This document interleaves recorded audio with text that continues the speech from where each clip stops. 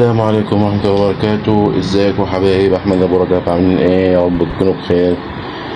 عايزكم في بداية الفيديو بالله عليكم تدعوا لي، لان تعبان من دول السكر والضغط علينا على طول. يعني السكر قايسه دلوقتي 332، كان امبارح 400. فطبعا خدت علاج زيادة شوية بالليل وبالنهار، فيعني المهم دعوتكم. في بقى اخت كريمة وانسانة محترمة جدا ملان بعزهم والله، غابت غيبتها ورجعت اجت سألت على الفيديو الاخير سؤال. انا اني فهمتها على قد ما قدرت، ولكن حبيت اعمل فيديو عشان زي ما انتوا عارفين انتوا تهموني برضه زي ما هي بتهمني، فلازم اوضح لكم الامور علشان يبقى كله ماشي على خير ما يرام. يعني تمام ماشي صح. يعني انا وقتي كنت بملح شوية سمك اهم ما شاء الله، ربنا يرزق صاحب النصيب ويبارك لها يا رب فيهم ويرزقها رزق حلال. انا مش بعمل لها اعلان لان هي يعني ايه ما طلبتش مني او رفضت، قلت سالتها قالت لي لا انا تمام. يعني ربنا يوفقها يا رب.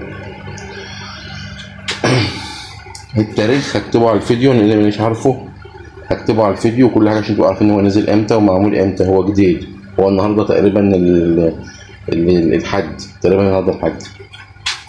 طيب يا اولاد، اللي كانت بتسال على ايه يا حبايب؟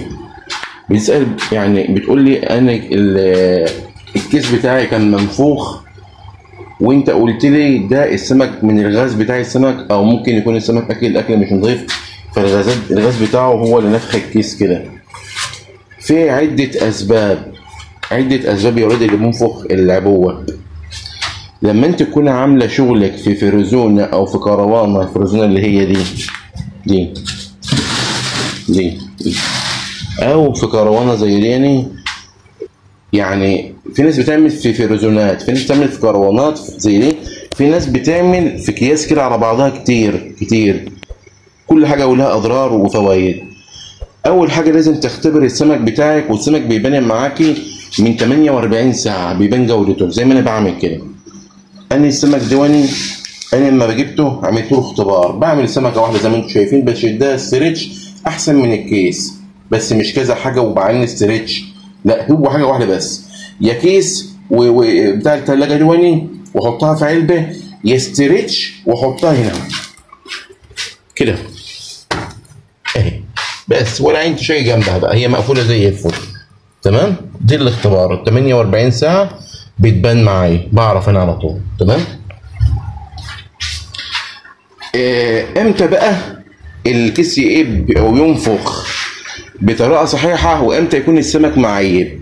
السمك لما يكون احنا سمكه نظيفه وسمكه زي الفل مفيش فيها اي مشاكل خالص، تمام. السمكه عشان يبقى واضح معاكم اطفالكم الرمله ماشي يا اولاد. علشان يكون السمك واضح معاكم ويكون السمك باين معاكم كويس، سمك جودته عاليه، تروحوا انتوا حاطينه في 20 كيس ومش عارف ايه وملحه قليل، يقوم السمك يجيف ويدود ويعيب معاكي، وبتاع الكيس الكتير تتنفخ تبقى هتضرب لان السمك جاف جوه. طيب السمك لو هو في عبوه زي دي وانا شديت عليه كيس من بره والكيس رفع، دمج بين السمك من جوه، السمكه نفسها ملهاش اي علاقه بالكيس، لكن لها علاقه بايه؟ باللمبه اللي انا حاططها، بالدفات اللي انا حاططها، فالكيس متقفل كويس، فالسخونيه بتاعت الجو نفخت الكيس، ما هوش السمك اللي نفخ الكيس. لكن انا كنت بقول في الفيديو اللي هو الثاني ان السمك جوه متقفل عليه كويس، عشان كده الايه الغطا بتاع السمك رفع، لكن مش السمك نفسه هو اللي نفخه. لان ليه بقى؟ لان انا سايبه 24 ساعه واقل، يعني عامله بالليل، الصبح كان ايه الكيس رافع. تمام. السمك ما هيش اصلا يتملح، لان السمك اصلا انا هطلع احطه في الفريزون هنا، يعني انتوا حتى شايفين انا بجهز اهو. يعني انا ان شاء الله ان كان ليا عمر هبيته هنا تحت الايه، تحت اللمبه او الدفاهي. علشان ايه؟ علشان خاطر السمك ينزل دمه معايا بسرعه. انا يا جماعه ساكن قريب للمينا من الدمياط، تمام، والدنيا مفتحه عليا، يعني الدنيا هنا مفتحه عليا، فبيجي لي الساعه بالليل بتبقى الجو عندي ساعه جدا، واليومين دول الدنيا بتشتي، فلازم الف السمك بتاعي. تمام. فشغل الشتاء غير شغل الصيف، فانت في الشتاء اليومين ده هم بقى هيبقى في تمليح تاني خالص. اول حاجه سمكه الاختبار تبقى موجوده، تمام، لازم. اما بالنسبه للكيس النفخ او كلام من دوني، ممكن يكون عيب في السمك، ممكن يكون عيب في التقفيل عليه. يعني الكيس لو نفخ وطلع ريحه كريهه ونزل ميه باستفاضه، بيبقى السمك اول حاجه مش نظيف، قلبه مش نظيف. تاني حاجه بيبقى الملح عليه قليل.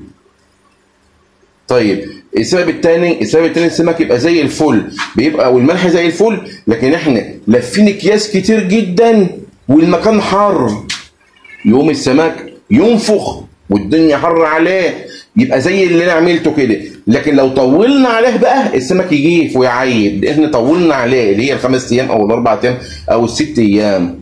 لكن لو فتحت عليه تاني يوم بيبقى السمك معرق ومنزل دمه، زي ما هوريكم ان شاء الله سبحانه. الفيديو ده اهو هحاول اعمل له لوك مالح عشان تشوفوه الصبح ان شاء الله باذن الله. فهو الفكره كلها يا اولاد ان احنا بنطمره في اي حاجه عشان تدفي السمك، في سبيل ان احنا ننزل الدم بتاعه، وان احنا ناخد نتيجه كويسه، لان السمك لو فيه دم بيعيب عيوب السنين، تمام. فاحنا ان شاء الله نعمل حسابنا يا اولاد ان السمك بتاعنا عشان خاطر نملحه بلاش الاكياس الكتير وبلاش الاسترتش فوق الاكياس، لا، ان احنا نجيب علبه او فرزونه ونفرش في قلبها كيس ونملح السمك في قلبها ونغطي الكيس، وبعدين نغطي الغطا بتاع العلبه ونسيبها على جنب ال5-6 ايام. يبقى احنا كده بنملح تمام وماشيين زي الفل. لكن ما نقومش جايبين اكياس كتير وبعدين فوق منه استرتش، او في ناس بتحط اللي هو الفويل الحراري كل ده ونسيبه في مكان حار، ما هو السمك هيجيف حتى لو على ملح، هيجيف، الملح هيسيح من الحراره هيقوم السمك يجيف، تمام. طيب يا حبايبي النهارده تاني يوم وجات لكم، كنت والله ناسي خالص والحمد لله لحقت نفسي، قلت اما اصور لكم اكمل لكم الفيديو.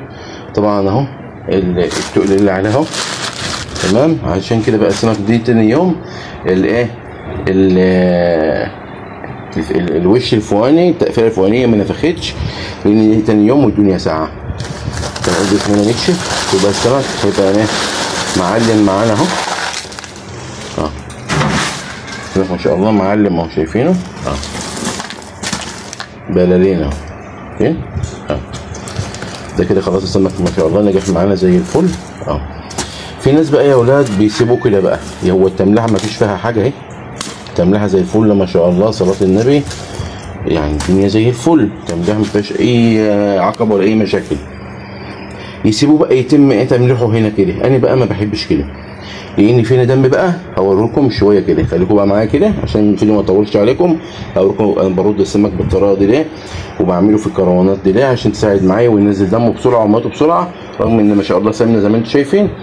ولكن احنا بنتكلم في ايه، ان هي كانت نفخه لسبب النفخه، ممكن يكون السبب في السمك، وممكن السبب في التقفيل، ممكن السبب في قله الملح، ممكن السبب في ايه، في الحر، الدنيا الحر قوي، يعني الصهد والسخونيه بتاعت الجو، تمام. فده اسباب النفخ بتاع العبوه او الاكياس، تمام كده، عشان يبقى كل حاجه واضحه قدامكم. اهو على الطبيعه عملت لكم فيديو اهو على الطبيعه ليه الشنطه بتبقى منفوخه او العبوه. فاحنا لازم التقفيل مهم، والسمك والجوده كويسه يطلع معانا نتيجه كويسه، تمام، ومفيش ريحه ولا في اي حاجه، لان ده تاني يوم، تمام. فخليكم معانا بدل ما تطلعوا لكم الدم اللي نزل منه. طب يا حبايب رجعت لكم تاني، طبعا خدناه من الكروانه من هنا. تعالوا بصوا بقى اللي طلع منه، شايفين يا ولاد قد ايه كميه؟ بصوا كل دي بقى ايه، دم، تمام، دم والميه بتاعته وكده. هي فيها سمنه بس برضه ده يترمي لان كده ده دم، تمام. شويه قد ايه، كل ده احنا مش عايزينه، ده سم، ده الدم بتاعه ده. شايفين يا ولاد كده دلوقتي السمك بسم الله ما شاء الله، شايفين دخل الحضانه بتاعته حاجه بسم الله ما شاء الله، مدفون في الملح اهو. اللي شويه الملح الكتير ده ما يستغربش عشان انا عندي رطوبه عاليه في المكان، فكان لازم نغطيه خالص تماما كده، ولسه احط فوق منه كمان تقل، تمام، عشان ايه، اضمن ان ما يدخلوش اي هواء. ده يا ولاد طريقه التمليح الصحيحه في الايام اللي احنا فيها دي. اخليهم الناس تحط لكم التاريخ عشان خاطر يبقى قاعد مشان بالظبط، تمام. الشغل بسم الله ما شاء الله ما خبتش عنكم حاجه فيه خالص اهو. دي الفرزونه يا ولاد اهي، العبوه دي اللي بشتغل فيها، دي مستحيل تنفخ طبعا لان دي فيل، الغطا بتاعه فيل، ماشي يا حبايب. والسمك متغطي بالملح كده زي الفل. فاحنا عرفنا اسباب الايه، اسباب السمك اللي بينفخ في قلب الشنط او في قلب العبوه، ايه اسبابه؟ هقول لكم بسرعه اسبابه تاني عشان خاطر ما تنسوش. في اسباب يا اولاد في نفخ الشنطه من الشنط الكتير والاسترتش والفوير الحراري، دي بيجي في السمك مع قله الملح، يجي في السمك ويخليه يدود ويخليه ينفخ بطريقه رهيبه ويبوظ جوه. السبب الثاني لو السمك راعي لاحظ قلبه مش نظيف، فاللي بيطلع منه غازات كده فبتنفخ الشنطه، حتى لو شنطه واحده او كيس واحد فبينفخ بالطريقه دي. بعد يوم او 2 بالكتير بيبدا النفخ ده والريحه الكريهه تطلع والميه تطلع. السبب الثالث والمهم بقى ان احنا ما نحطش في 70,000 شنطه، ما نحطش في 70,000 شنطه، كفايه كيس واحد بس وعلبه بغطا، دي اضمن حاجه. يعني كيس واحد وعلبه بغطا ونسيبه جنب يكون طري، لا هو حر ولا هو سقعان. تمام؟ دي الطريقه الصحيحه اللي نشتغل بيها يا جماعه. بالنسبه للستات البيوت اللي بيعملوا حاجه على قد البيت، هتعملي كميه يبقى عندك ايه؟ فريزونه، اضمن حاجه. تمام؟ اما بالنسبه يا جماعه للنفخه اللي كانت عندي في الكروانه، ده عشان السمك انا مدفع عليه الجو ومغطي اصلا من تحت، ولكن الحراره بتاعت العبوه البلاستيك مع حراره الجو فالكيس متقفل يعني 100% لازق مش كرتون والله، فعشان كده رفع دي. لكن مش عشان خاطر هو السمك يطلع غاز، لا، عشان خاطر السمك نفسه العبوه نفسها سخنت ومشغل اللمبه عليه الحمراء اللي هي بتاعت السخان، فالعبوه سخنت فراحت رفع البتاع اليوني. فده شيء كويس ان كده تعرف ان انت قافل عليه كويس، ما يدخلوش لحشرات ولا يطلع ريحه ولا يدخل ريحه. تمام؟ يا رب يكون الفيديو نفعكم، يا رب يكون الفيديو عجبكم، يا رب تدوا لايكات وشيروا الفيديو عشان يوصل للغير، عشان انتم تستفيدوا وكلنا نكسب ثواب في بعض. تمام؟ اشوفكم على خير والسلام عليكم ورحمه الله وبركاته.